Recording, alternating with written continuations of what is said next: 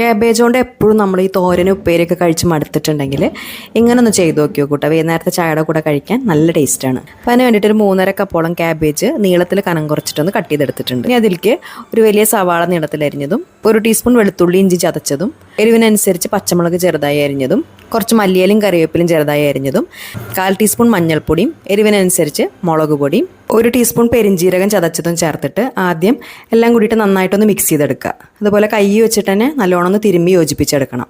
അതിന് ശേഷം പിന്നെ അതിലേക്ക് 1 കപ്പ് കടലമാവും 2 ടേബിൾ സ്പൂൺ പത്തിരിപ്പൊടിയും 1 കോഴിമുട്ടയും, മുട്ട നിർബന്ധമില്ല കേട്ടോ, താല്പര്യം ഇല്ലെങ്കിൽ ഒഴിവാക്കാം. പിന്നെ ആവശ്യത്തിനുള്ള ഉപ്പും ചേർത്തിട്ട് എല്ലാം കൂടിയിട്ട് നന്നായിട്ടൊന്ന് യോജിപ്പിച്ചെടുക്കുക.